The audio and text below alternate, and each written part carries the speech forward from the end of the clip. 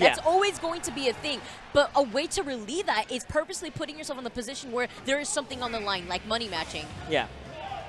This is a button check. Yeah, this is definitely a button check. That's also something that I feel like players will take advantage of, button checks. If you feel like you're a little too rusty, take advantage of the fact that your partner agrees to do a button check. Yeah. You know, get a little bit warmed up before pools, especially if you haven't been able to dabble a little bit on the controls and practice. But especially when you're on like the stream setup, get used to how it feels to be pressing buttons in front of a huge crowd of people watching. It is different. It's different. Like, people don't understand that sometimes playing in front of a crowd, yes, you get nerves whether you're playing in bracket or not, but imagine getting those nerves on a huge stage for everyone looking at you. Oh, yeah. With all these lights and stuff. In front of the Florida crowd, which is the loudest crowd by miles and miles. And this isn't just Florida's crowd. This is Central Florida's crowd. Oh, I didn't know there were shades of difference within Florida. Absolutely. I mean, yes, Florida is loud, but I honestly feel like Central Florida is about to take that gold. You know, back in the day, we had Ed cheering for everyone. Ed used to be from Tampa, moved to South Florida, and he was the man that you heard behind every single crowd regarding any Orlando event that took place.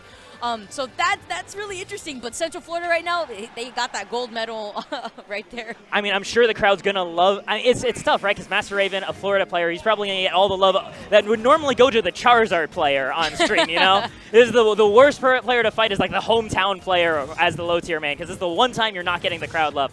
And right now, MasterRaven just hanging back with needles. Like, I'm not going to run at this dragon. I don't want to get caught in these grabs, see what sort of confirms he's got, like, already right there, 26% and stage control. Yeah, absolutely. As you were mentioning, MasterRaven was doing a fantastic job at just needle camping at the very beginning, and the moment that he decided to approach SharpyZard, he got grabbed and punished pretty hard for it. It looked like a fast 10-second summary of the matchup. It's like, things are fine when you're at the stage length away, but when you close the gap, you start getting manhandled by this lizard. So, Charizard's Nair, G-Pick. Yeah. Charizard's Nair is actually incredibly large, and it lasts for a very long time. It's a deceiving move, and I had to witness that myself just the other day. And actually, we're seeing right there, SharpyZard was doing a fantastic job at keeping MasterRaven to the left side of the ledge, catching his recovery, but MasterRaven said, you know what, I understand where this Nair is coming from, but I'm going to regain neutral right now. Yeah, isn't Nair have an auto cancel window, if I remember correctly? It does, but if you do that off stage, like, goodbye. Oh yeah, so it's like Greninja's Nair, yes, or just like Greninja's Nair.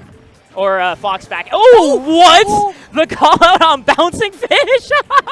What an answer. That was honestly, that looked like he reacted to it perfectly. He heard the noise of bouncing fish, which is why sometimes listening to game audio could be very important. That little ching that you hear before bouncing fish comes out, it sounded like he heard it and immediately retaliated back with an up air. It's game sound. It's actually proven that humans react faster to audio than we do to visuals, which is why having headsets is so important. And that's why here we have like the headset splitters on every single setup so that you have access to that information. And up B, expecting a bit more pressure, and instead pays the price with that diamond cutter. Yeah, MasterRaven was playing pretty patient right there.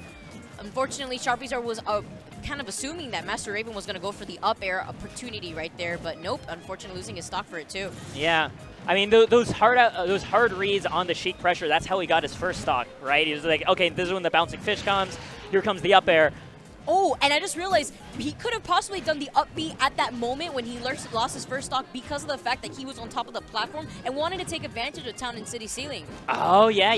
Because that's another thing. Charizard Rage up B is incredibly busted. it's so strong, and then like on the ground it has super armor frames too, which makes it a really great way to call out moves. Yeah.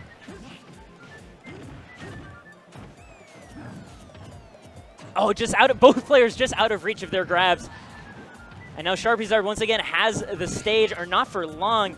And I'm worried about MasterRaven closing in that gap again and again. This is the sort of thing that causes the deficit to happen.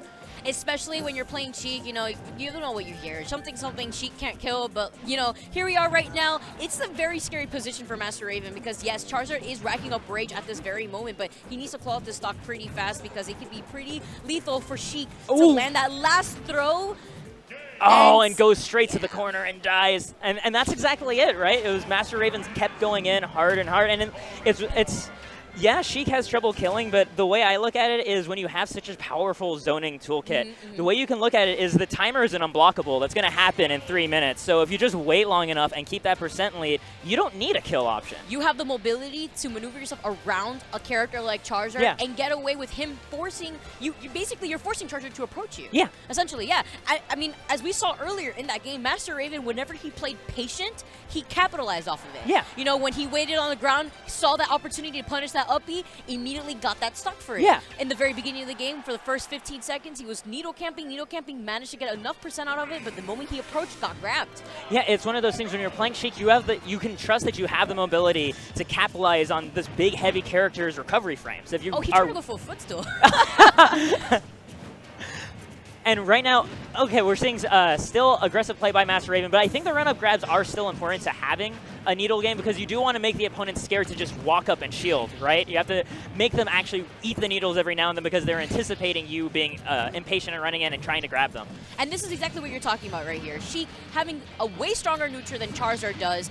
You know, MasterRaven taking advantage of the movement option that Sheik has, keeping Charizard off stage and making him struggle on trying to make it back while he racks up 72% already. Yeah, and almost all that damage was so low commitment, aside from a couple run-up grabs. Oh, doesn't get the F-tilt, but still gets a nice frame trap out of it. And right now, just looking and holding back now near the ledge, right? As opposed to the previous game where he was going aggressively right over Charizard. Oh, the spacing on that back air was perfect.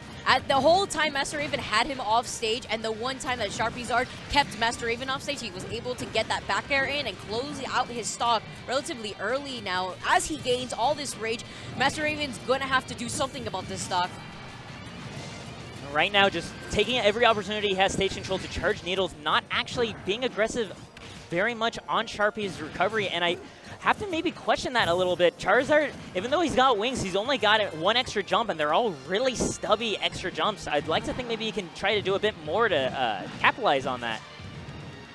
Absolutely. You know, something that interesting that actually happened was he was using Flamethrower as a way to interrupt Bouncing Fish. Oh. So, and MasterRaven was being very Bouncing Fish friendly at that very moment. So that's something to keep note on with guarding this matchup. Oh my goodness, but catching SharpyZard's recovery right there with the Bouncing Fish, as I was just saying that. Catching the ledge regrab, recognizing the fact that Sharpy tried to, it was again a situation where Sharpy made the hard read on trying to relieve pressure, right? So he uses a super armor option, but right there MasterRaven is patient, and then after Sharpy pulled out that trick, there was nothing he could do and was stuck in a kill situation.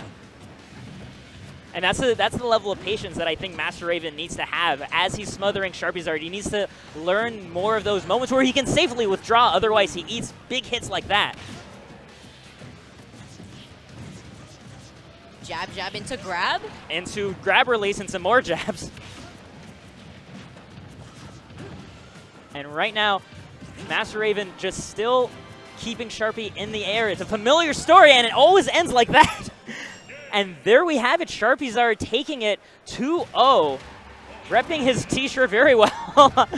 I dig it. I dig the massive Charizard there. I like